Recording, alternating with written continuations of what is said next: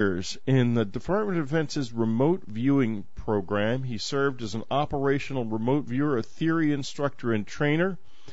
He was the unit historian, so we're finally going to get some straight answers about what did happen to the remote viewing program and what went wrong. And I think Paul's going to be rather surprised to find that I have a lot of associations as well with a number of the people he mentions in his book, including some of the ones that were involved in the downfall of the program.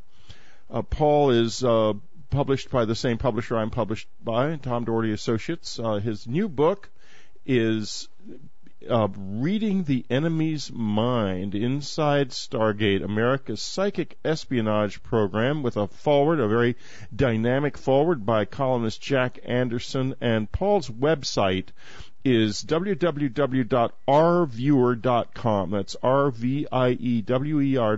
You can learn more about his ongoing work as a teacher of remote viewing. And one of the reasons I'm so careful with the remote viewers I have on this radio program is that I know it works. I know it's quite real, and I know you can do it.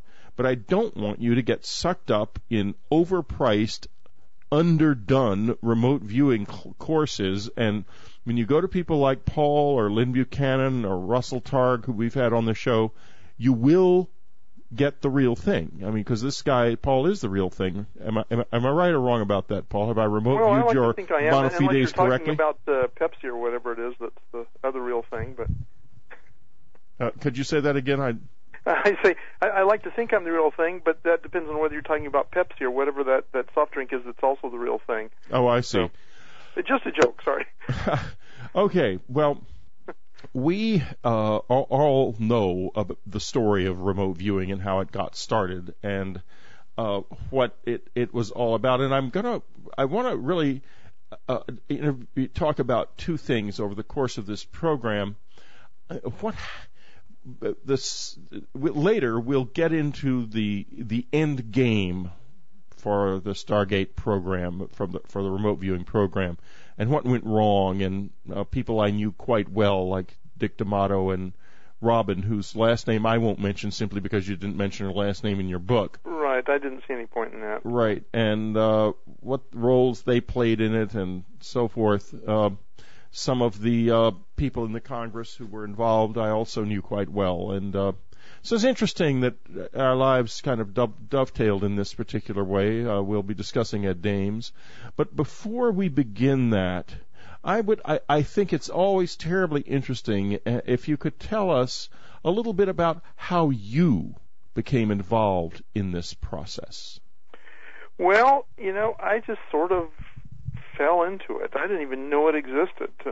There's a principle in remote viewing where the thing that surprises the viewer the most is likely to be the most true thing that happens, that comes to the viewer in a session. And kind of it was like that here. I had no idea remote viewing existed. I didn't seek it out. Many other people knew about it and were trying to seek it out, and it just fell in my lap. I happened to have moved in next door to Skip Atwater, who was the founder of the military program, and across the street from one of their sources, a guy named Tom, one of the viewers that were in training at the time. And I didn't know what they were doing. I had no idea what they were involved in. And one day they came up and said, hey, we've been watching you, and we're looking for some more spaces. We're in this black program that only a very limited number of people are allowed to know about. We'd like to assess you. We think you might be good. And I said, okay, do I have to agree to come on without knowing what it is? He said, no, we'll tell you, but only after we determine whether you'd be good or not. So they gave me all these tests and stuff, and then one day they called me into the office and said, their office, they told me where to go, and I got in there, and they said, you've done well on the tests. You scored about where we were hoping, you would. We'd like to give you a brief account of what we're doing and see if you're interested. I said, okay. They said, of course, if you turn us down, you can't ever say anything about this to anyone, ever. Okay. Well, in one of those men in black moments, where they sit down and tell you, the universe isn't what you thought it was. They basically said, we collect intelligence against the Soviets and other foreign threats using a parapsychology discipline known as remote viewing. And we want to know if you'd be interested in becoming essentially a psychic spy. And once I picked myself up off the floor, I realized that was something I very much wanted to do. And so, really in a matter of about a minute and a half, my entire universe changed. Now, it's interesting because you mentioned in the book that when you were in the 8th grade, you had tried to do something something psychic, Mm-hmm. and that it had failed, and you assumed, therefore, that ESP was probably a fiction. Yes. So you sort of came to this still, I guess, with that mindset. Yeah, I was a bit skeptical about it, about the whole possibility that existed.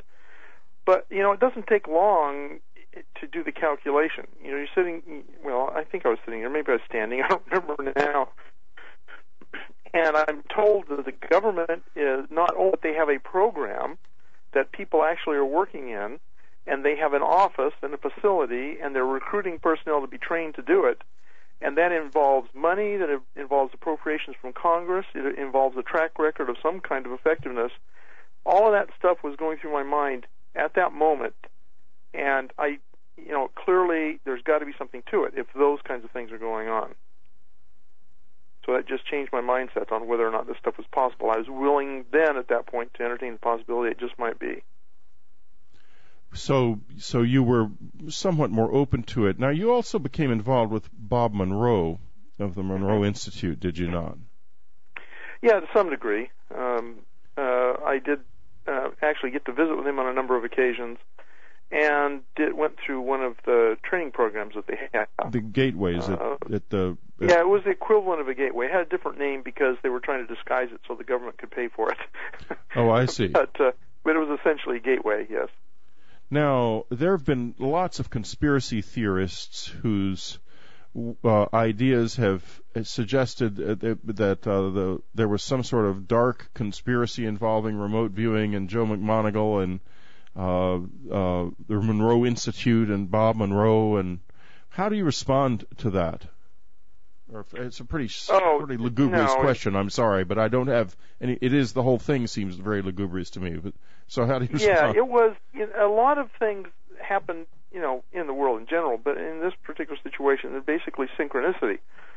I believe it was Buckminster Fuller that coined that term. An interesting, happy, and meaningful kind of a coincidence.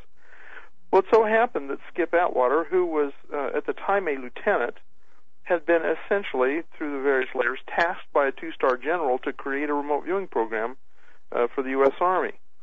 And it also so happened that he had a long interest in, I guess best said, mystical sorts of things. And one of his relatives, it sticks in my mind, it may have met his mom, had suggested he go down and check out the Monroe Institute. So he went down there and to see what it was all about, and was very impressed with what was being done. And from then on, that relationship kind of developed, because Monroe, of course, was attempting at least a sort of a scientific approach to trying to generate altered states of consciousness, which at the time was presumed to play a role in being psychic. And so what more plausible thing for a military officer who was in charge of creating such a program to come up with then, if this hemisync process that the Monroe Institute uses, which of course is tuned sounds in order to cause the brain to form a pattern, if this can actually generate altered states of consciousness on command or on demand, which is historically hard to do, then maybe this is a tool we can use that will help us be better at our job as psychic spies. And consequently, from that, there was this ongoing relationship with the Monroe Institute. Actually, when the Army program was shut down and the people were transferred to DIA, there was not any real serious connection with the Monroe Institute from that point on. So just during that period, when it was first starting out for the next few years, there was this very close connection between the Monroe Institute and remote viewing, the remote viewing program. And I think there's some benefits that came out of it. When I was, after my close encounter experience, it took me a while to kind of get into focus and realize what was going on in my life and get into a more efficient state of relationship with who was there. And they weren't interested in remote viewing. I later determined, but I didn't know anything about it much at the time. But they were very interested in out-of-body travel, and as a result of which I ended up with Bob Monroe's book in my hands from a quite extraordinary source, and his first book, Journeys Out of the Body, and found that using the technique in it at the end of the book that he outlines for journeying out of the body, I could very efficiently detach myself from my body. So I took a gateway as well. And I've often wondered, in out-of-the-body travel, there is a it's very difficult to stay kind of in a plane, because right now, when we're in the body, we're in this particular plane of reality. But when you're moving out of the body, this is more like being part of a river, and you can go up, down, sideways in the water in all different directions. And yet you still flow along in generally the same current of time, generally. And I'm wondering about the relationship between remote viewing and out-of-the-body travel, because I've tried moving into places out of the body where I don't belong, and have been able to read things there and so on and so forth. Yet when I try remote viewing, it's much less clear. What's the difference? That question comes up a lot, and quite frequently, like news reporters and people who don't really understand either one of those things, mistake one for the other. That's why I asked, because we got to take a little break here, Paul. Okay. This is Whitley Strieber. It's Dreamland. We're talking to Paul Smith, reading the enemy's mind. Exciting stuff. We'll be right back.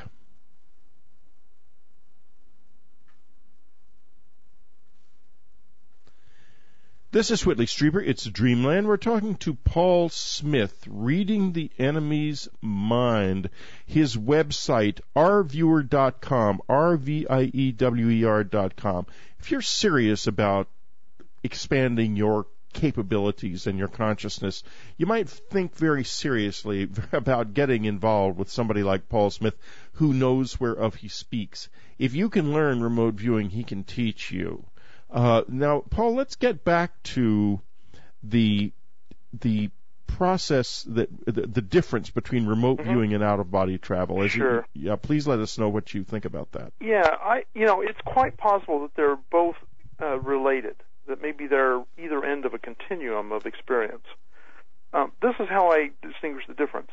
In out-of-body, when you're having an out-of-body experience, or perhaps the older term astral projection. In fact, by the way, out-of-body experience was coined for Bob Monroe by Charlie Targ. I don't know if you knew that. It was no, I did not. Yeah, at least that's what Charlie tells me. So anyway, out-of-body experience, you actually have the sensation of being separated from your body and seem to be going somewhere else, leaving your body behind temporarily. Remote viewing, you don't have that same experience. In remote viewing, you're fully aware that your body and you are still a unit, or whatever that means, sitting at a table, making sketches, drawing, and writing down words. Right. But you also are aware that your conscious perceptions do seem to be, in a way, at another location. You do seem to be focusing, at least in an inner sort of a way, on a place that you are pretty confident you've never been before. Okay, so that's one of the differences. Another difference is, and in the early days, the military did want to try, or actually, let's go back a little earlier, back to when remote viewing was first developed. Before the SRI program in California, Ingo Swann, who was the one who actually coined the term remote viewing and actually created the protocol that originally started all this, the experiments he was engaged in at the City College in New York and at the ASPR were coined, or they were termed out-of-body experiences, even though what he was doing really didn't quite match that. So there was an interest in out-of-body, and the reason was being, if you really can separate from your body and go to a place, then you can come back and tell people about it. Great intelligence tool, right? Well, it seems one of the problems with OBEs is that it's very hard to actually control where you go, for one thing. You may want, your tasker may want you to describe the latest Soviet nuclear missile factory, whatever, And your out-of-body state, your consciousness has other ideas and wants to go someplace much more interesting. And so you don't report on what's wrong to be reported on. The other thing is that few people, there are some exceptions, but few people can actually control when and how they go out of body. They can try, it doesn't work, and then when they're not expecting to, bang, they're gone. And both of those things makes it very iffy as far as intelligence work is concerned. And so the remote viewing, which isn't as much of an experience as OBE, but is more controllable, was the one that they adopted. So, in other words, because it's more controllable. And yes.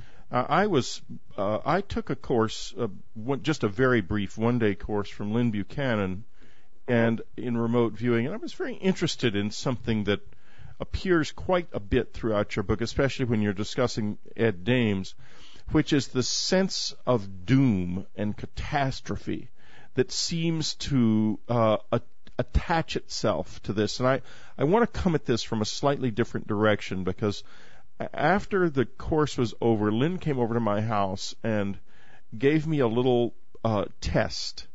And in the test, it was quite clear. I saw the Houses of Parliament burning. The British Houses of Parliament. It was just came like a television image, very, very clear. And the picture that he had chosen was in fact a picture of the Houses of Parliament. And we were going. I didn't even need to draw anything. It was immediately in my mind. But here's the thing that was strange. There was this sense of catastrophe. It was really a very terrifying experience for me. And when I began to get earlier, had been more exposed to this, I would listen to Ed Dames on the radio, and I was thinking to myself that practically everything the man is saying, in my opinion, must be coming from his imagination. Art Bell liked it, of course. Art liked it because it was fun for the audience, because it's fun to entertain these fascinating catastrophes. Now, did anyone else in the remote viewing program have a sense of the ominous connected with it at all? Oh, I wouldn't say that I had the impression that other people had that approach. Ed was the one. Of course, the human system is designed to thrive on bad news. People wonder, well, why is there so much bad news in the newspapers? Why don't they report the good news? Well, it's because roughly 2/3 of our attention, we're actually hardwired to pay attention to the bad things rather than the good things. Why do you say that? So, well, hardwired in what sense? From a natural selection sense, of course, it makes a lot of sense, because it's the negative things that can hurt you, right? The good things, of course, there are opportunities, perhaps, maybe opportunities to take advantage of, but for a need for survival, you need to be much more closely attuned to threats and possible negative outcomes. And we are fascinated by watching other people in negative situations, because we can learn things that may benefit our survival from how they deal with those, which accounts for all of the violence and the drama on TV, I think, is because we watch these things thinking, somewhere deep in our psyche, thinking that we're going to learn something that will help us in the future by watching the negative things. And I say that, and I don't remember the study right now, but a year or two ago I read a study in which they had analyzed, all the neurocircuitry and stuff, and done some experimenting on subjects, and determined that we seem to pay more, like roughly 60% of our attention will be drawn by a negative thing more so than a positive thing. Something along those lines. I'm sure I'm messing it up, but that's the general sense of it. So there's a more of an emotional input to this stuff. Negative emotion, to be sure, but one that gets our attention. Fear is a motivator, as they say. Okay. Right. And so I think that even when there's no real truth to the negative outcome, it still stirs our attention, as is obviously the case by Art's audience share going up so dramatically when Ed was on his program. I don't think, though, that most of us were focused so much on that. Of course, our job was to focus on what the Soviets were up to, what the Hezbollah was up to, what the Chinese, the narco-traffickers, whoever it might be, were up to. And so that's a very mundane bread and butter kind of a thing. We didn't really do a lot of speculating about what our future might hold or anything like that, except when we were moved to do that by somebody like Ed, who that was kind of his fixation. He was talking about that kind of stuff when I first met him back in 1983. He has that turn of mind, but the interesting thing is that most of it never happens. Right. It just never happens. Well, like, for Right. example, the Houses of Parliament burned, but not recently. They burned down during World War II. Yeah. And I just was curious also as to what degree the imagination plays in it. Like, for example, when you're taking an out-of-body journey, it takes a lot of discipline to not let your imagination become part of the journey. And, I can see things and go to places that just ain't there. They don't Right. exist in my imagination. And I refer in particular to some of the remote viewing books I've read. Joe McMoneagle, as distinguished a remote viewer as he is, some of his stuff is really wild, really out there.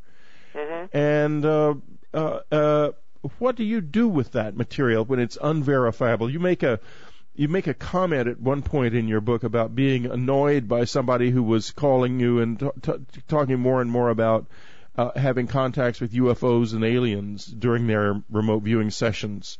Could you comment on the role, negative and Sure. possibly positive, of imagination in this? Well, first, imagination, of course, is basically, left brain extrapolation as to how things are, how they could be, to some extent. Now, one issue with remote viewing, which affects it overall, and not just as far as images of future doom and gloom, is logical overlay. What that is another name for mental noise. When you are in a remote viewing state, you're remote viewing a target. The information that comes in is competing with the other sensory information you experience to get into your conscious awareness. It all comes in roughly at the subconscious level, and then it's got to get into conscious awareness somehow. And most people understand these days roughly the left brain, right brain split. Right brain goes for pattern recognition. It deals with emotions. It's a kind of a global reasoning kind of a center. The left brain is linear, linguistic, mathematical. It's the the manager of our mental faculties. A psychologist named Michael Gazzaniga, who's quite well known in split brain research, calls it the left brain interpreter, in fact, where we get a bit of information from our senses, comes into our conscious awareness. It's our left brain's obligation to assign a meaning to that, to say this means this is a threat, this is an opportunity, and when there's a lot of information to work on, it does its job very well. But when there's only a little bit of information, it conflates that. It'll take a little bit of information and turn it into something it's not.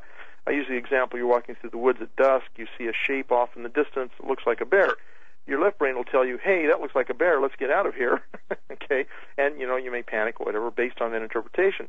You go back during the day when you have lots of information, because there's a lot of light, you can see what it is, it's really just a stump. Your left brain jumped to a conclusion. That often happens in remote viewing, and if you're not on guard against that, it will take you for a heck of a ride. You come up with all kinds of imaginary scenarios. And the more inclined you are to speculation and to wild sorts of scenarios, the more wild they'll be. There are folks who tend to want to remote view front-loaded. They want to know what their target is before they start. And that's a major no-no in remote viewing.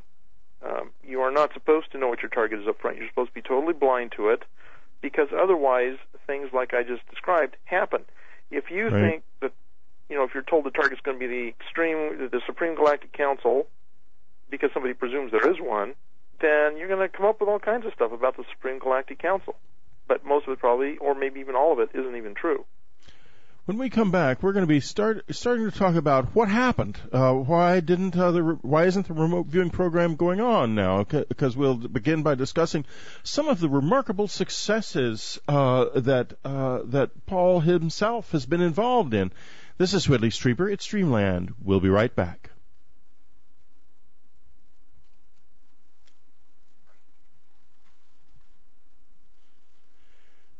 This is Whitley Strieber. It's Dreamland. We're back talking to Paul Smith, Reading the Enemy's Mind, his website, ourviewer.com. And you can do this. You can become a remote viewer.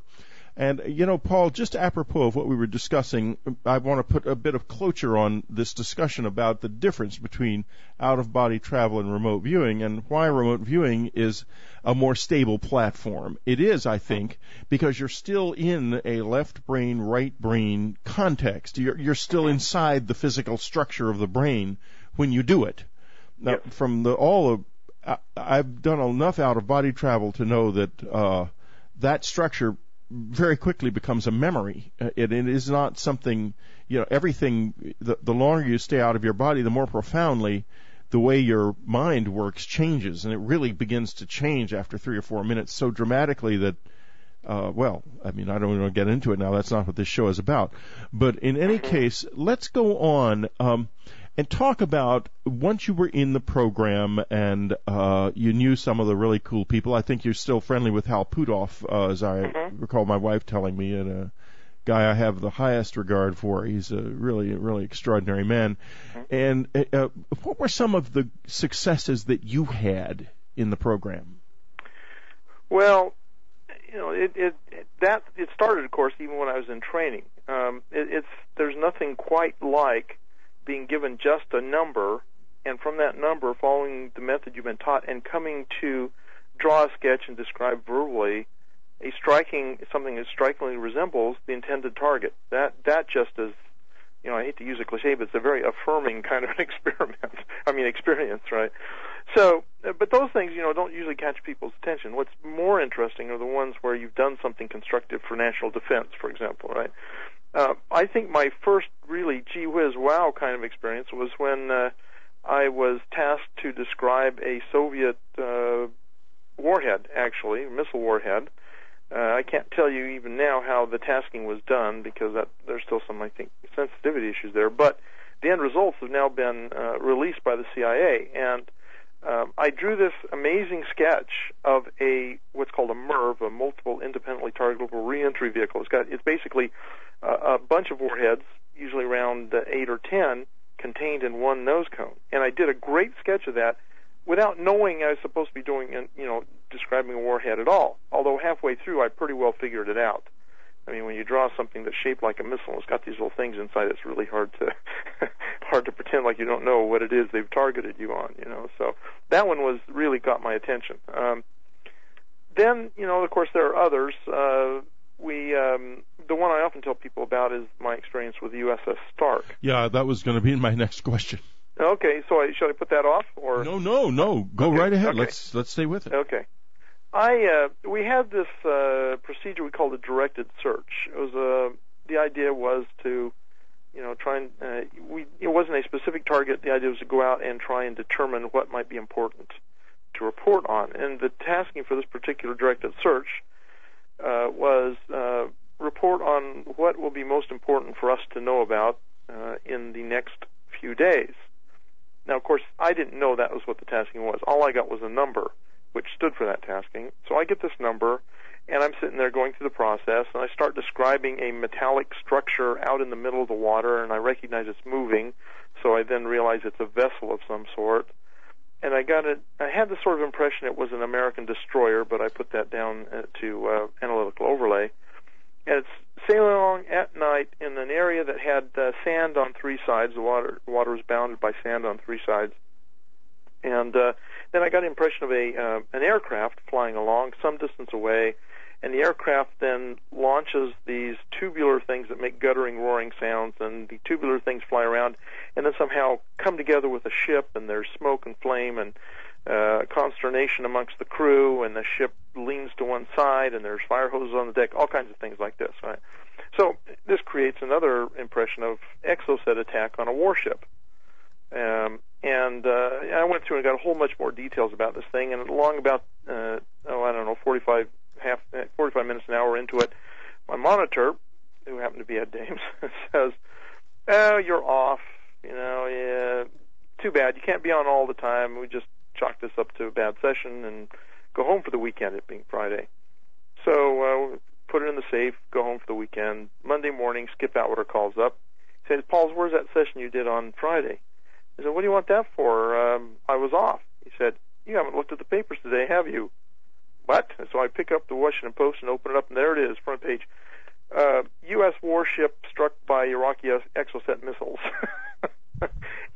fact, amazingly, it even amazes me, and continues to, I had described that event in exact detail 50 hours before it actually took place. So, that was remarkable, I thought, and still do. It was lucky. I mean, other people, someone else might have had the fortune to report that, but somehow it ended up being me to do it. So. Now, did you ever have any other precognitive RV sessions? Certainly none that spectacular. At the moment, I can't think of any particular that had to do with any operational things. There were, I think, probably some when we were doing the counter-narcotics problems where they, for example, wanted to have a location where a drug ship or a rendezvous might take place in 2 days that they worked us on. Most of those didn't get feedback on, although I know of one instance where it was successful. There was a rendezvous on the high seas between a larger ship and a smaller ship, and the viewer, I don't know if I participated in that or not, but whoever the viewer was actually pinpointed the location where the meeting would be in a few days, and the Coast Guard was there and captured both ships. Wow. So, yeah, that was pretty good. That was good. Yeah. Now, we've been talking about all this good stuff, so why isn't remote viewing an institutional part of the intelligence gathering process? But before we address that, I want to also address something else. When the remote viewing program came to its fairly fiery end, immediately the conspiracy community started saying, well, what the CIA has done is they've buried this underneath a cover of denial and debunking. Mm-hmm. But it's still going on, and it's been buried because having it on the surface is just too dangerous because it works too well. Mm-hmm. And what do you say to that? I say, I acknowledge there's always a 10% chance something like that could have happened. But all of my instincts and all that I know about the government tells me it didn't, and particularly what I know about how the program came to an end. First of all, it isn't that good. Remote viewing is miraculous, certainly, but it isn't the panacea. It's not a silver bullet. It's got a lot of problems. It's not 100%, despite what some folks say. And no matter how well you do it, it is never going to be 100%. Now, that's not necessarily a strike against it, because no intelligence discipline is 100% successful anytime. In fact, satellite imagery is lucky if it gets 2% successful, material in the course of, its use. For various reasons, every discipline's got its weaknesses. Remote viewing is no exception. It has its own peculiarities that make it difficult to apply in all cases and successfully in every case. But it's certainly way better than nothing in many of these cases, and has had a lot of successes in the past. So, its success rate shouldn't be something that excludes it from being used. I think much more at play here is the psychology of the people who are in charge of making decisions. The kinds of folks who end up in these big bureaucracies, which really the intelligence establishment is, these folks are team players. They're institutional men, in most cases, and a few women. They tend to be linear thinkers. The organization rewards linear thinking and does not reward, thinking outside the box in most cases, or at least thinking very far outside the box. And we saw that in the 9/11 thing, where we had an intelligence failure, not because there weren't dedicated professionals out there, but because people were not thinking outside of the box. Now, when remote viewing actually was terminated by the CIA, people have to understand the person who was in charge of the CIA, the Director of Central Intelligence, was a guy named John Deutsch. Deutsch had a reputation for kicking people out of his office if they even mentioned the word remote viewing. He did not like it. He did not have time for it, did have no interest in it whatsoever. And there are many people up and down the various organizations over the years who had that same attitude. So I really am doubtful that there is a black program still within the CIA doing remote viewing. There's a slim chance, but I think the odds are against it. So,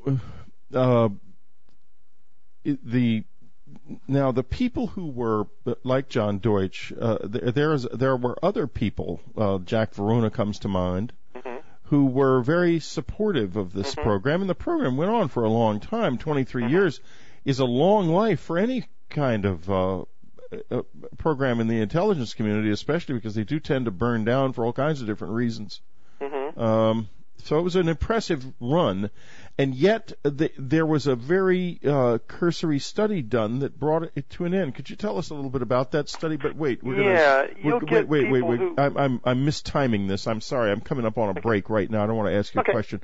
So we're going to just take our little break, and we'll be right back with Paul Smith reading the enemy's mind.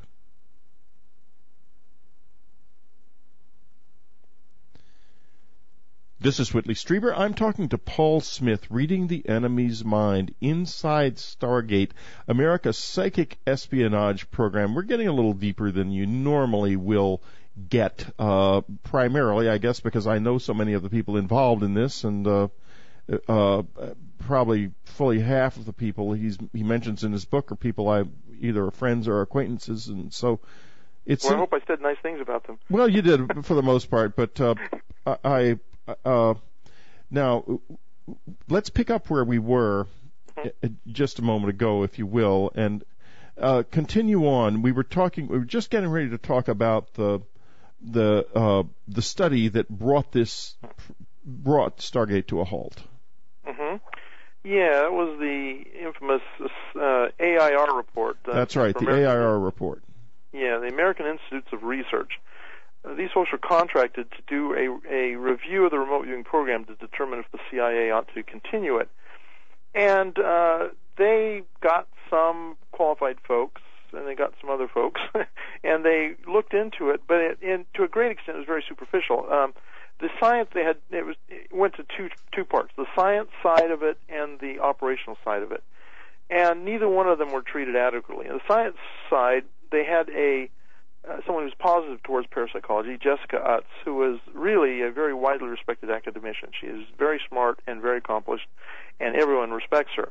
She reviewed the science of it, the research, the experiments that were done, the last 10 experiments anyway, in some detail, much more than they were going to allow her to do. She pulled in stuff she wasn't supposed to, because I think ultimately they wanted to cook this thing. They wanted it to reflect their political stand, which was they wanted to get rid of it. But she kind of violated the rules and brought in stuff she wasn't supposed to, and I thought made a good case for the success of the science research. They had a negative guy, Ray Hyman, who's a longtime skeptic, who came in and basically didn't do any research at all. He responded to her points with material and comments that he'd been making for 20 years without any real looking into what she had done. But then there's the operational side, and that I think is more telling. By the way, on the science side, Ray Hyman acknowledged that, in fact, as Utz had demonstrated, there was an effect that couldn't be accounted for by any normal means. He just was not ready to admit that it was psi that was happening. Right.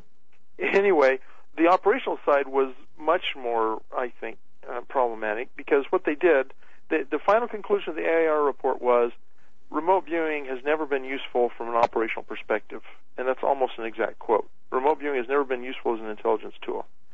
Well, that would imply it has never been successful, right? Well, in fact, to come to that conclusion, they evaluated less than 2% of the operational data that was ever produced by the program. That means for every 100 sessions or projects that were worked, they only looked at 2 of them. And how can you possibly make a blanket statement that this was never of any use if you only ever look at 2% of the data? It was just an outrageous conclusion to come to. And in fact, the evidence is there that on numerous occasions it was effective operationally. They just chose to ignore it. So anyway, as you can tell, I get a little wrought up about that. Yeah, do you think it should still be that the country has lost something by not having this anymore? Oh, I think it was a useful card to have in your hat. It did have some successes where other intelligence disciplines had failed, and you always want to have something around, where you can fill in the gaps where other things don't work.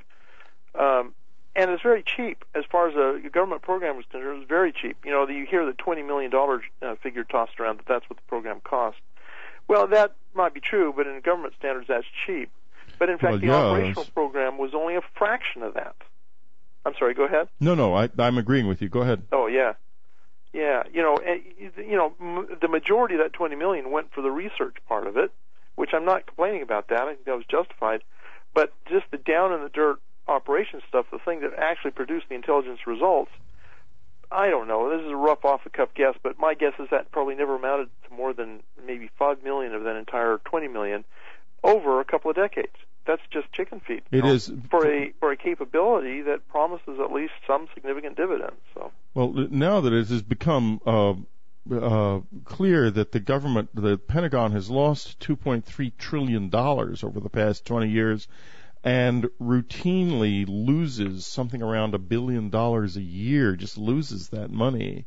It could, and I say loses it, I think that a lot of that money is that the whole black budget system is to an extent it appears perhaps a criminal enterprise, in that money is going places where it should not go and into pockets where it should not go. There is precedent for that. And yeah, there sure is. And here you come along with a good program that doesn't cost anything and that can't be a part of that gravy train, so no one's interested. Yeah. Is there anything to that? Maybe that plays a role.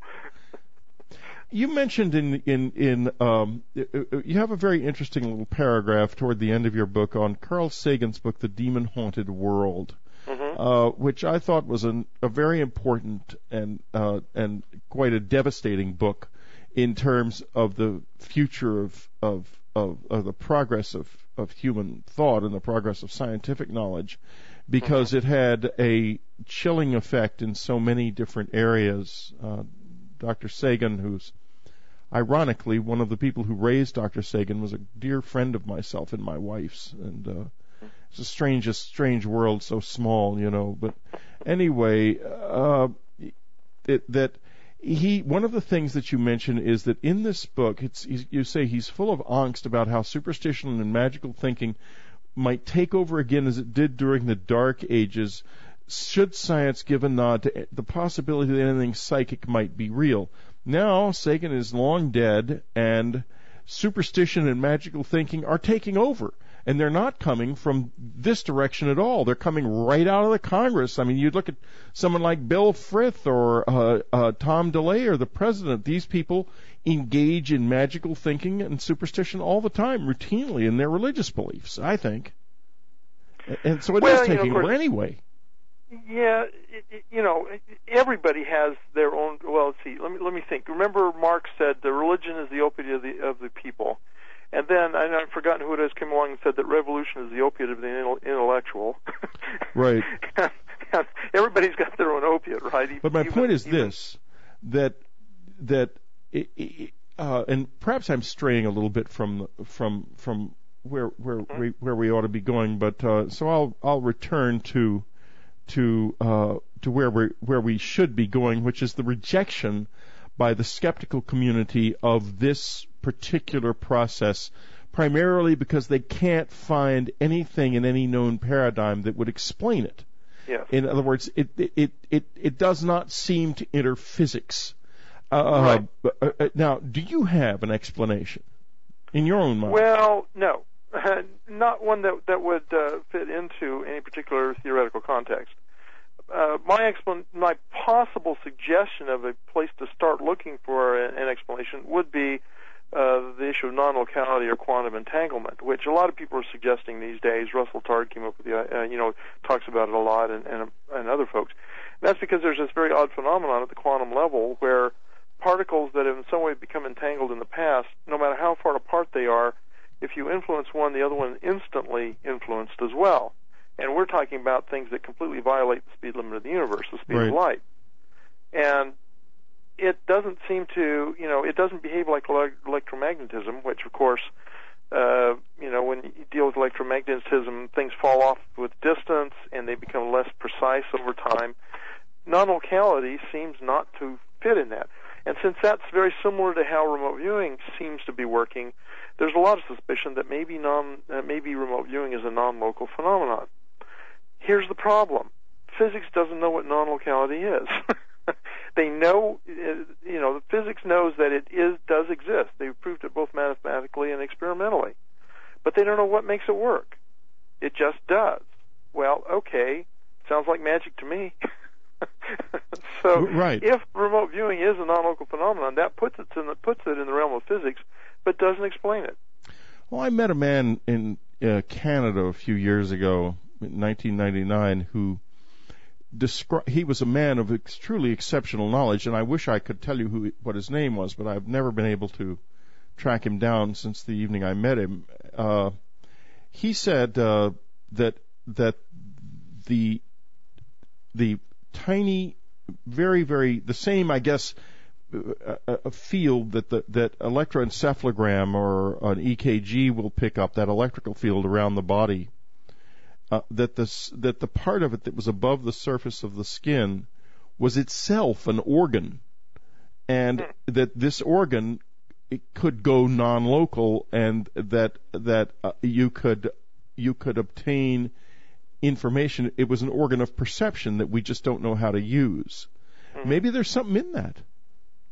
Could be. Now, if it goes non-local, that could account for it. If it stays electromagnetic, which it is normally spoken of, it is electromagnetic, that wouldn't explain it. No, it wouldn't. But he was saying that if you got into the right kind of meditative state, it would go non-local. Well, then that would be an account. Yeah. Again, you're in a way, a lot of philosophers of science get all bent around the axle when you explain one mystery in terms of another, right? Right. Well, that's essentially what you do when you explain remote viewing or parapsychology or anything else in terms of non-locality, because when you get down to the right of the root of it, science really doesn't like to acknowledge this, but non-locality is a mystery. We don't know what the heck it is. Well, it is. It's a tremendous mystery, because we do know, which has been confirmed by physical experiments for once, yep, that if you have two particles that are entangled, and you split them apart, and you act on one particle, the other particle will, at measurably the precisely same moment, do the same thing. And exactly. And in fact, well, it does exactly the opposite, but that's still. That's we'll respond. In other words, it does the exact opposite, to the extent that this is there are, unfortunately, I guess they've gone into classified programs in the United States, but I know at the University of Geneva there is still a program being worked on openly where they're making an effort to make a quantum communications device that would be able to in effect signal using the principles of entanglement over any distance and faster than light speed.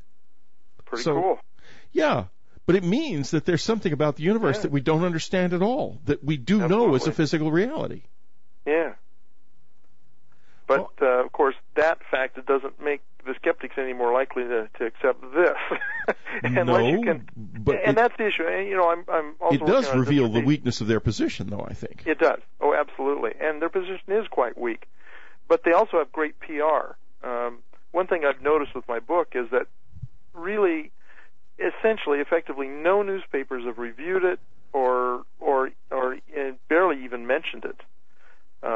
And I've been really puzzled by that. And it seems that they're kind of worried that they might seem too willing to accept this kind of stuff and then get hammered by the skeptics and their whole PR machine. On the other hand, there's this new book out by a guy named John Ronson called The Men Who Stare at Goats, which purports to tell the story of the psychic espionage program or the psychic warfare program.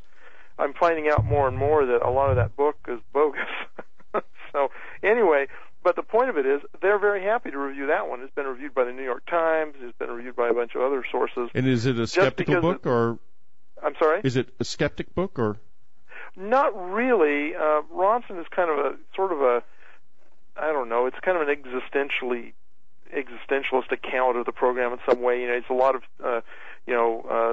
slice of life things, interviews with people, and he doesn't seem to care too much how real the information is that he's getting, because he puts together a really, really interesting story. It is an interesting book to read. I don't want to put it down as far as that's concerned, but the way the program is represented in there is just not accurate.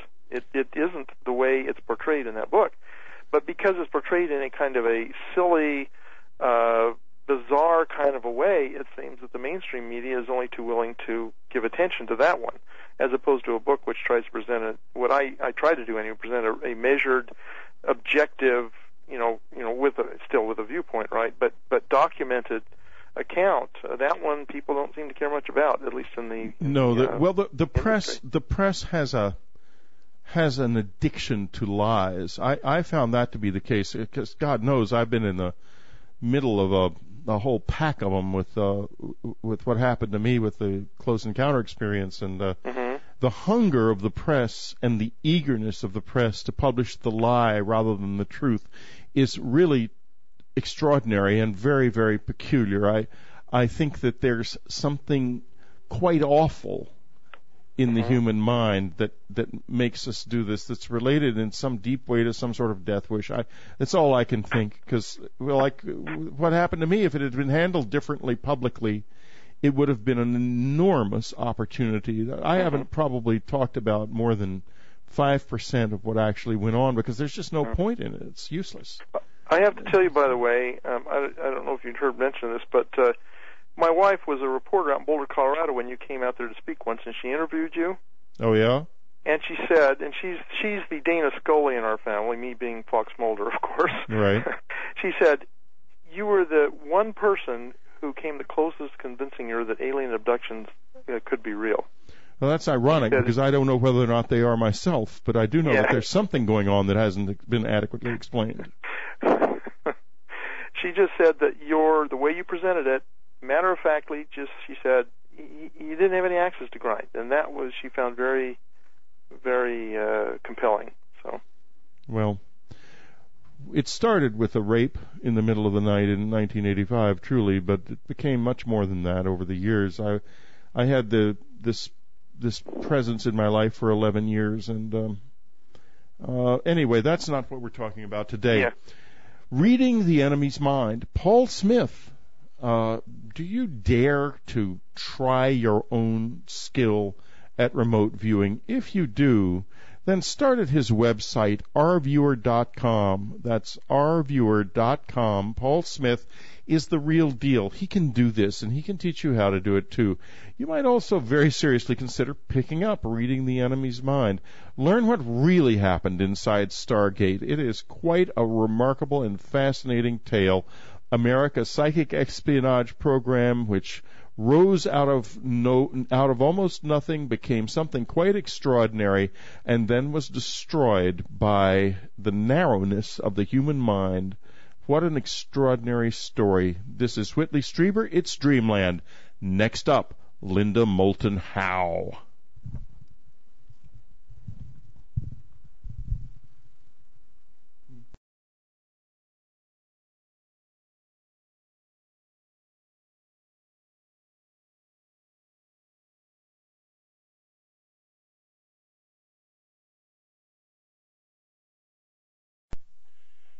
You're about to experience something that you just can't get elsewhere. Emmy Award-winning science reporter Linda Moulton Howe reporting on the absolute leading edge of science discovery and the true mysteries of the unknown.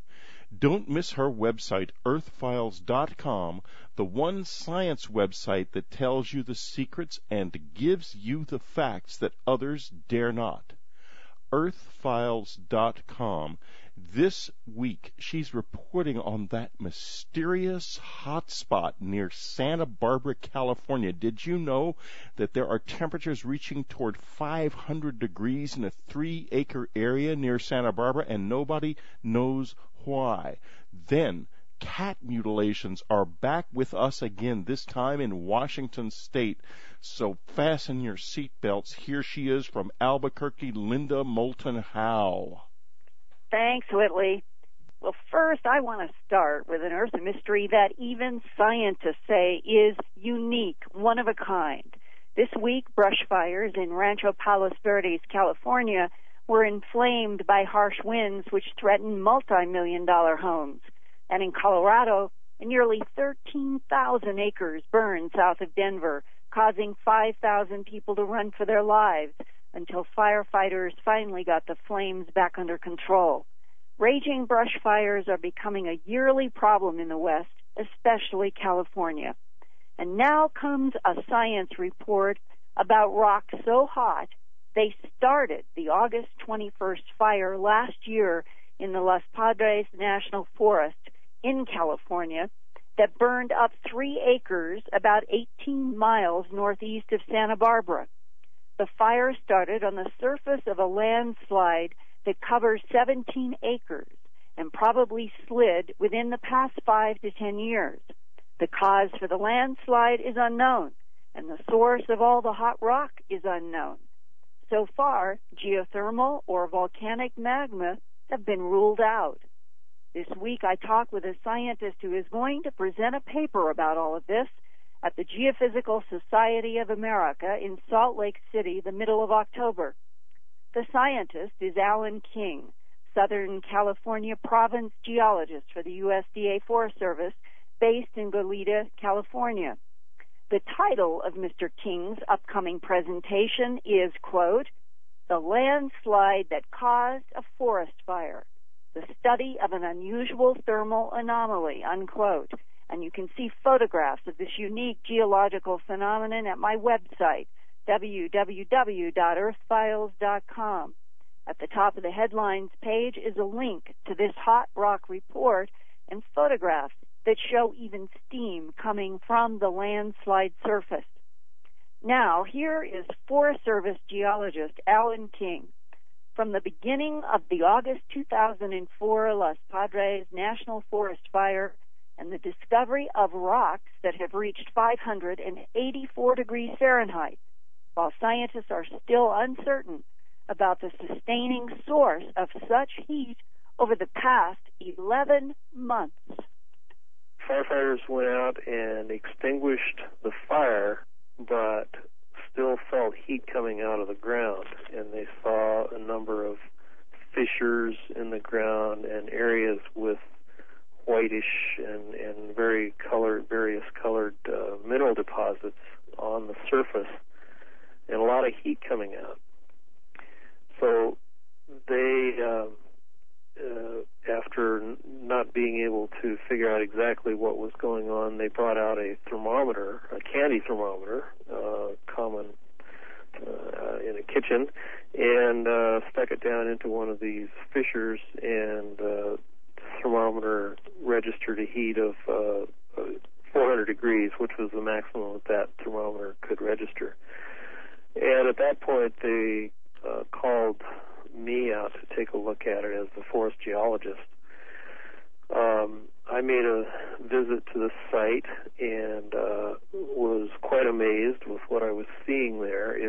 And we've measured heat at the surface initially, let's say between the surface and down as much as a couple of feet. Measurements we got were initially just over 500 degrees, and eventually we found a spot that had a temperature of approximately 550 degrees Fahrenheit down at a depth of about 14 inches under the surface. Then we've also installed some monitoring wells, being just pipes that we've driven down into the ground that went down about 12 to 15 feet and have measured a maximum temperature at about 11.5 feet of 584 degrees Fahrenheit. And what exactly is causing that much heat? Well, that's what we're still trying to figure out. The exact cause is still unknown. But again, our theory, or our working hypothesis, is that the sulfide minerals in this shale body are reacting with oxygen and giving off an exothermic, creating an exothermic reaction that's producing the heat. But so far it's not at all proven, because the quantities of the sulfide minerals and of the organics within this rock body are so small that we're just not sure that there's really enough there to support our hypothesis. So we're still looking for other possibilities. But this is heat hot enough to have probably started that August 2004 fire? That's right. Mm-hmm. And that must be of great concern. I mean, California is often like a tinderbox. Absolutely. And the real curious part about it is that there are lots of landslides out there in this country. It's very steep and rugged country. So far, this is the only landslide that we've recognized that has had this heat develop in it, and it's still somewhat of a mystery exactly what the cause is. We do anticipate that since there was some vegetation that regrew this winter and in spring, there is a possibility that another fire could be ignited, but the vegetation is very sparse in that area, so it's not a major concern at this point. Now, has there ever been a precedent for a landslide that would cause a chemical reaction in rocks that would be this hot and cause fire? Not that we're aware of. We've done a little bit of literature search and talked to many scientists in both the academic and government agencies, and nobody that we've contacted or talked with so far, or people that they've networked with so far, have come up with any other features of this sort. We made a visit back to the site about a week and a half ago and took some more rock samples where we actually dug down into a couple of the hottest areas, and down at about 2-foot depth, we were able to sample the rock that was over 400 degrees Fahrenheit there. We pulled the rock out, let it cool, and then we shipped that rock off for additional testing. So we're hoping that this rock that was right in the middle of the hot areas will give us some more clues as to what the chemical reaction or what the cause of the heat actually is. Now, what about the possibility of underground geothermal or magma or something like that? We've considered those possibilities, and so far have not found any indicators that geothermal nor volcanic magmatic action is involved at all. None of the gas testing has indicated anything of that nature. What about in July so far? Any measurements? No, we haven't been back out there since June 29th. But the implication is that whatever is causing all this heat, it is not going away. That's right. The hottest areas have cooled down a little bit, but down, for example, from 584 degrees down to 565 degrees, which is not major cooling over the span of this is a span of about 6 months. And this fire was in August of 2004, which is nearly a year ago, and that means that these rocks have been sustaining this high temperature for a year. Right. Is there anybody who has any idea, even in a chemical reaction, what would sustain high heat like this in rocks for so long? Not any specific ideas, no. Again, we're testing this hypothesis and trying to get more laboratory results that might give us some more clues to the cause of the heat. We hope to get some infrared thermal flights over the area before too long to indicate if there's any relation to local faults and heat or other landslides in the area and any heat. And so far we don't have that information. I might add that the heat is not spread evenly over that 3 acres. It's quite patchy, which is part of the reason that we suspect that the heat is not a deep-seated source, but that it seems to be occurring within pockets fairly near the surface, scattered around this 3-acre area. It's a very interesting and mysterious site that we're really hoping we get some more definitive answers on, but so far it's been quite mysterious. Further up the Pacific coast in Seattle and surrounding region is Oak Harbor, Washington. Oak Harbor is a town of about 19,000 people, of which 6,000 work for the Whidbey Island Naval Air Station and Alt Field. Whidbey Island is the longest island in the continental United States and is surrounded by the waters of Puget Sound. By car, Oak Harbor is about 1.5 hours north of Seattle and 2 hours south of Vancouver, British Columbia. In Vancouver, back in May of 1992, there was a wave of cat mutilations as well as in California and Texas. Typical was a purebred Russian blue cat that was put out in the evening by its owner for just a little while, but it never came back. The back half of that beautiful cat was found 3 blocks from its owner's home without a trace of blood. It was the 4th cat found cut in half in a 2-week period. Always the cats were cut in half and one half missing, usually the back half. I talked with Vic Warren, then supervisor of animal control for the Vancouver City Pound, who had several half-cat cases to solve. He told me, quote, "They're clearly being butchered by someone. It's a real surgical job," unquote.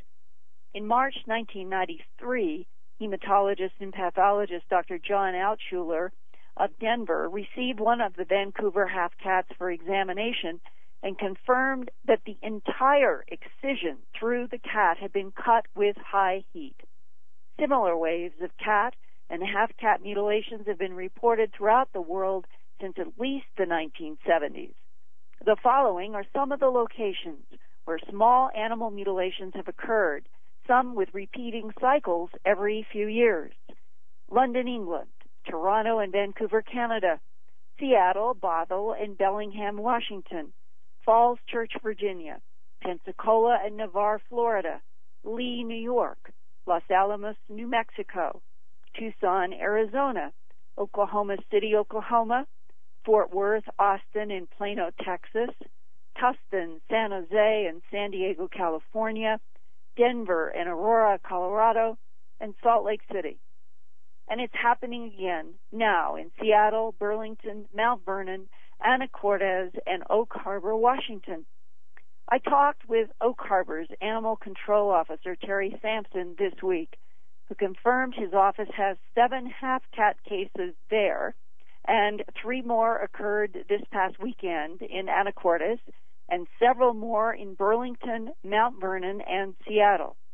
He said that he and the other city animal control officers are convinced that the culprits are coyotes. But when I talked to one Oak Harbor resident who found only the upper half of her cat, she rejected the coyote explanation. She did not want to comment for radio, but she told me where her half-cat laid in the grass was, quote, quite tidy, unquote. She compared the cat's upper half to a glove puppet, meaning it resembled a child's puppet toy that is empty inside and fits over a hand. Another Oak Harbor resident is Betty Gable, who drives buses in the city. One of the half-cats belonged to her neighbor who was out of town. So Betty took responsibility to get the cat remains to Oak Harbor Animal Control for investigation. Authorities there told Betty it was coyote, that all the half-cat kills were by coyotes. I asked Betty Gable about how the cat was cut as far as she could see with her own eyes. At first it looked like it was a straight cut, but then when you actually looked at the skin, it looks like it had kind of a tear mark type thing on it, or pulling. Mm-hmm. And the right below the breastbone there, it had just been, taken off right there. It was just kind of laying on its side, and its head and its paws there, and the skin flap that was more jagged had just laid down against the breastbone, so it looked like it was just cut in half. But when we kind of looked at it in an autopsy form, the skin actually flapped, lifted up, and you could see there was kind of that, it was not like a sheer cut or anything. It had a flap that stuck out, and it was kind of like the muscle had been pulled, mm-hmm. Like pulled or chewed on, and the breastbone wasn't crushed or anything. It was just, just pulled right off, and everything else was pulled out inside. There weren't any intestines or anything. It was just the top there of the sternum, basically. Yeah, Diane Fidel that I talked to said it looked like her cat had been turned into a hand puppet. Yeah, kind of, because up at that part, you've got the shoulders, the arms, and the head. There isn't really a lot of muscle. All the fat part of the cat is below, so that's the fat part of me, too. So, that's kind of the part that they want. And then when I came back on the lot where it's at, I actually scoured that whole lot, and I found the actual kill zone there with all the fur, and the stomach contents were there, and there was a back leg of a little rabbit that was freshly killed too. So it was a predatory mammal that did it, and not the two-legged one, the four-legged kind.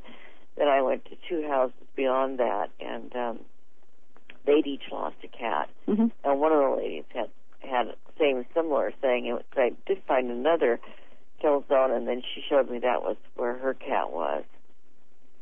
And what they're doing is probably a coyote, and what they're doing is, of course, they're eating the real fleshy part from the top of the breastbone down. And then they were probably running or playing with maybe the top half or something. Or got scared and dropped it and ran off. So within a treehouse area there were 3 or 4 cats that had been missing. So. The Oak Harbor animal control officer said that each of the half-cats that he had seen had blood on the excisions. So Whitley, maybe the current rash of half-cats in Oak Harbor in the Seattle region are the work of real coyotes. But coyotes cannot explain the hundreds of bloodless half-cats found over the past decades from England to Canada throughout the United States. In fact, it's worth going back to the New York Times newspaper in its August 13th, 1989 edition to consider the report about the discovery of 67 mutilated cats in Tustin, California. Quoting from the New York Times, quote, "Some of them were cut in half with what some say is almost surgical precision, others disemboweled or skinned. Janet Hampson of Tustin summed up the eeriness of it all. There is never any blood at the scene. The animals are often dismembered with surgical precision, and paws and other body parts are often left on the ground in strikingly similar arrangements. No one ever seems to hear anything, nor do dogs bark during the killing," unquote. She believes the cats are captured, taken elsewhere, their blood drained and organs removed, and then replaced on their owner's lawns. The same question that I've been asking as an investigative reporter since September 1979 is still valid.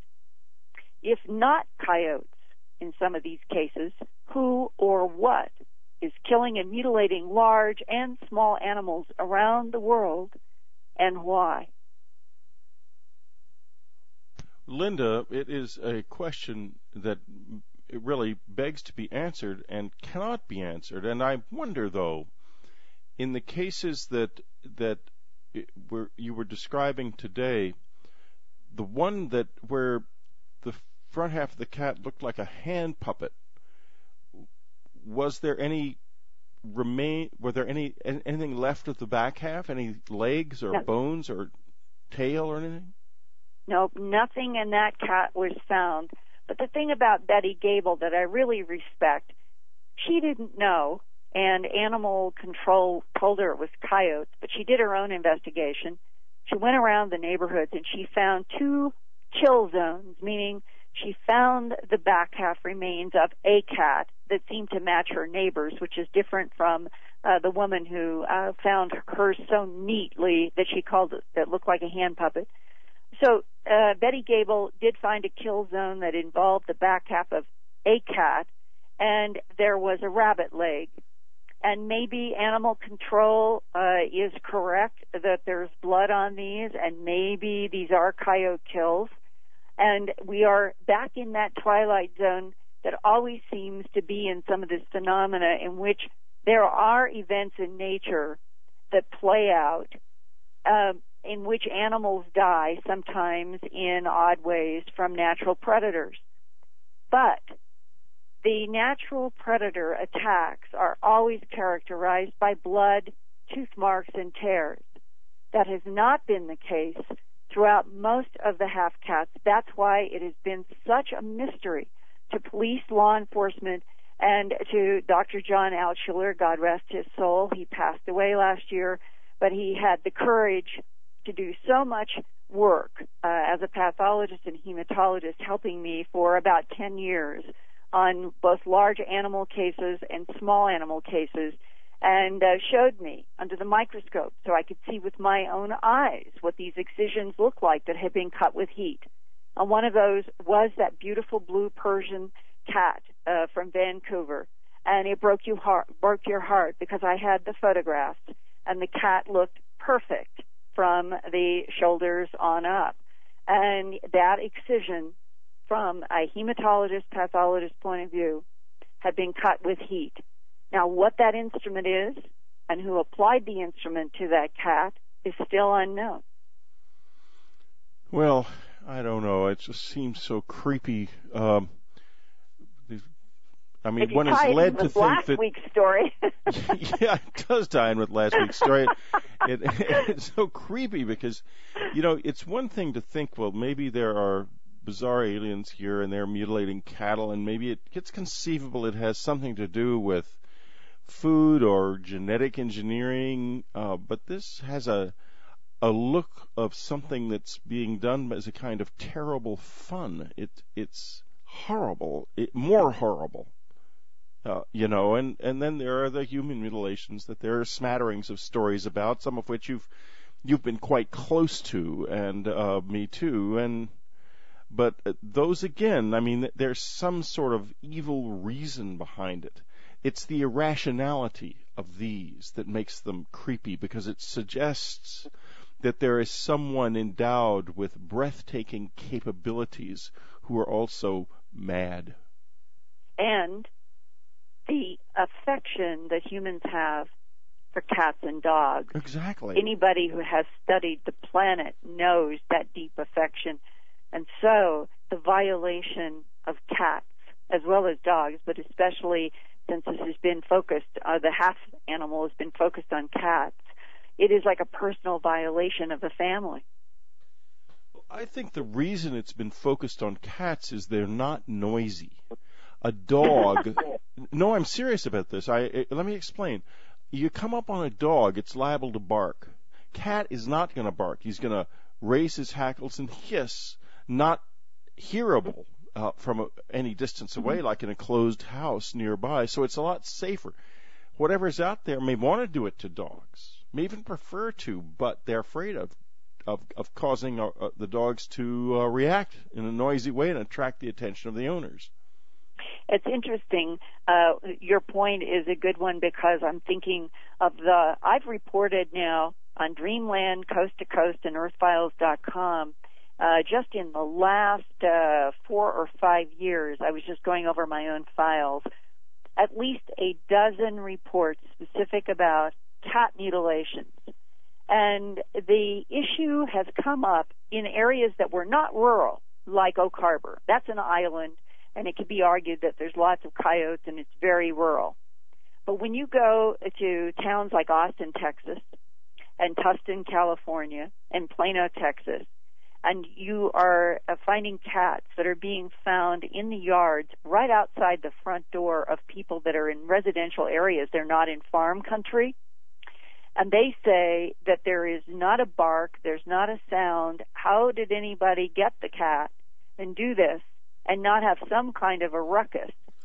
Those are parts of the mystery, including the bloodlessness, as if, now we're back to that question, is there a technology like that beam technology described by Roger Vail last week that might also be involved with some of these cats?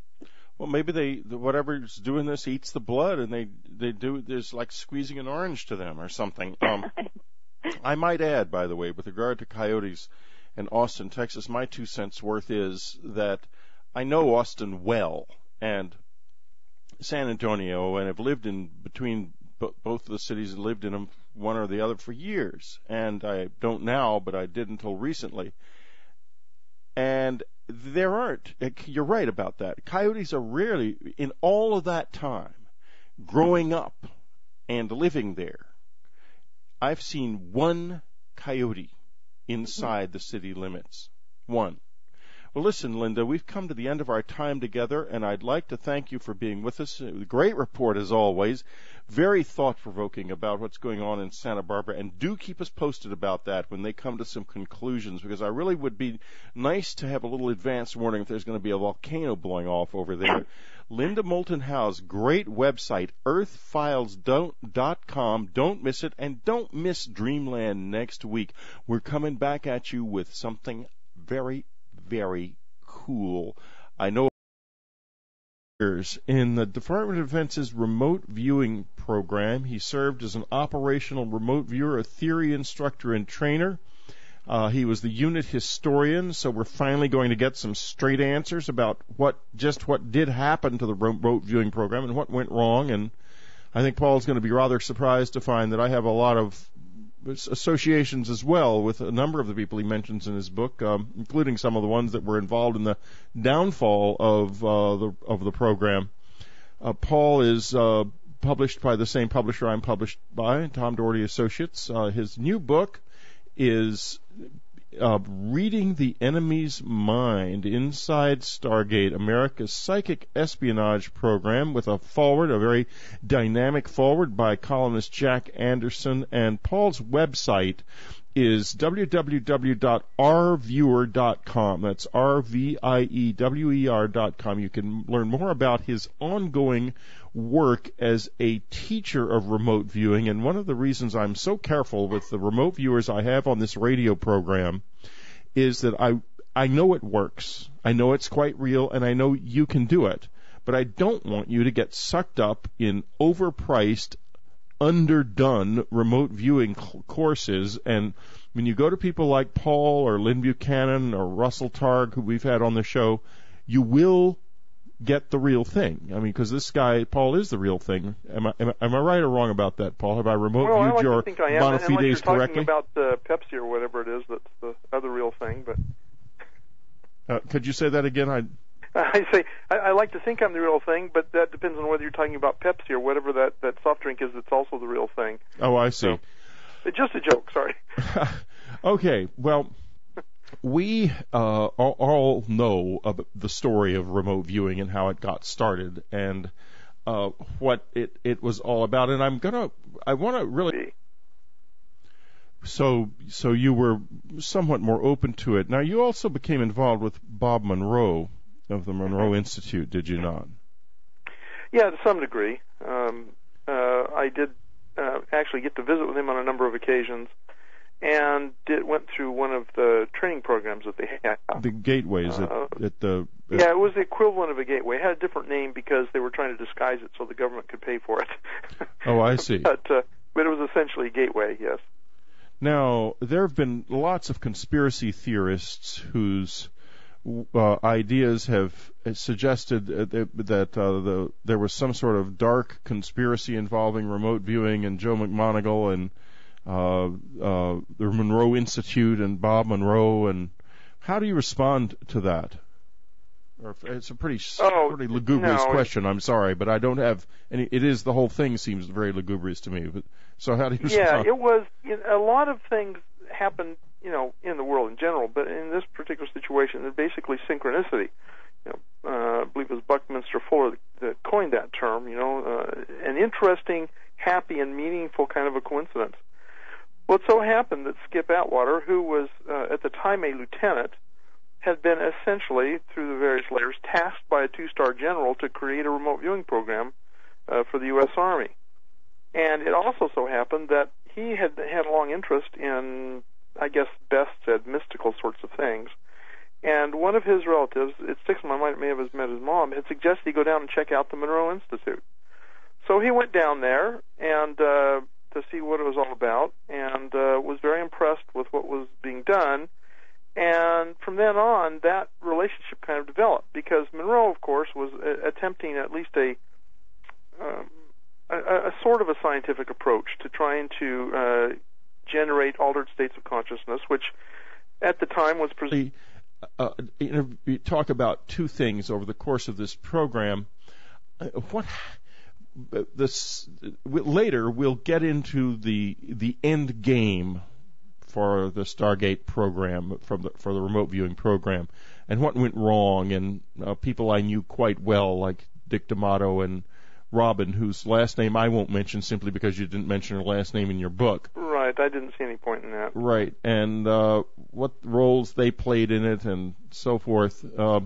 Some of the people in the Congress who were involved I also knew quite well. And so it's interesting that our lives kind of dovetailed in this particular way. We'll be discussing Ed Dames.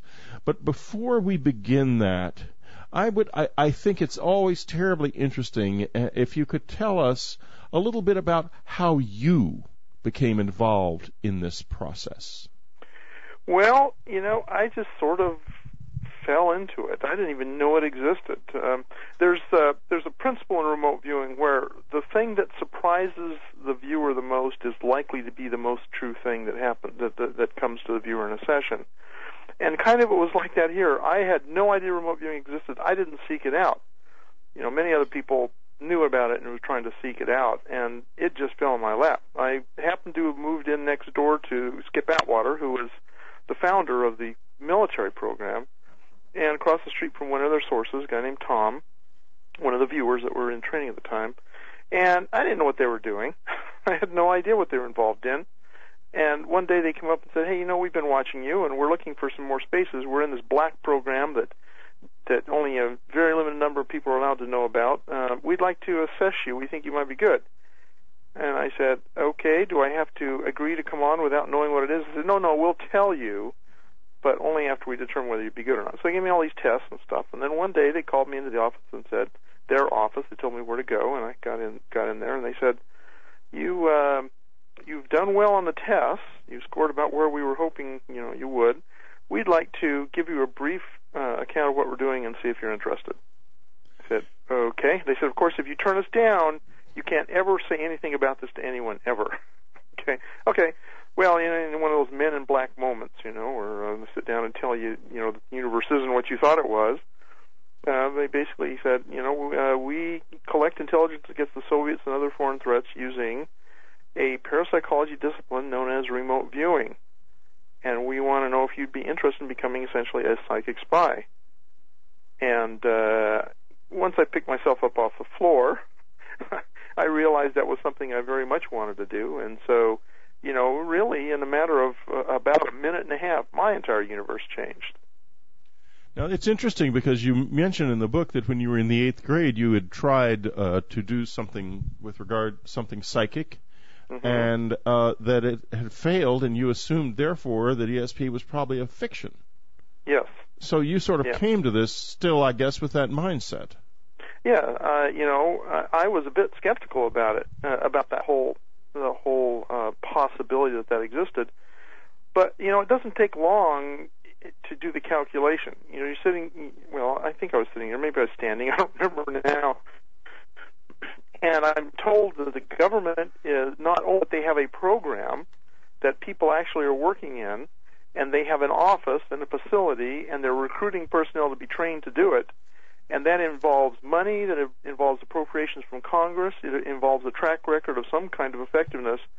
All of that stuff was going through my mind at that moment, and clearly there's got to be something to it if those kinds of things are going on. So that just changed my mindset on whether or not this stuff was possible. I was willing then at that point to entertain the possibility it just might presume to play a role in being psychic. And so what more plausible thing for a military officer who is in charge of creating such a program to come up with then, if this hemisync process that Monroe Institute uses, which of course is tuned sounds in order to cause the brain to form a pattern, if this can actually generate altered states of consciousness on command or on demand, which is historically hard to do, then maybe this is a tool we can use that will help us be better at our job as psychic spies.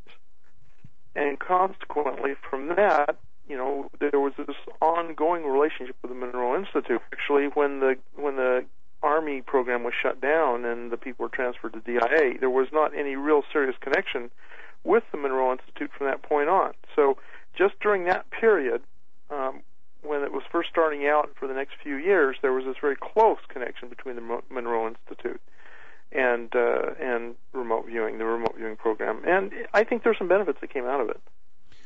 When I was, after my close encounter experience, it took me a while to kind of get into focus and realize what was going on in my life and get into a more efficient state of relationship with who was there. And they weren't interested in remote viewing. I later determined, but I didn't know anything about it much at the time. But they were very interested in out-of-body travel, and as a result of which I ended up with Bob Monroe's book in my hands from a quite extraordinary source, and his first book, Journeys Out of the Body, and found that using the technique in it at the end of the book that he outlines for journeying out of the body, I could very efficiently detach myself from my body. So I took a gateway as well. And I've often wondered, in out-of-the-body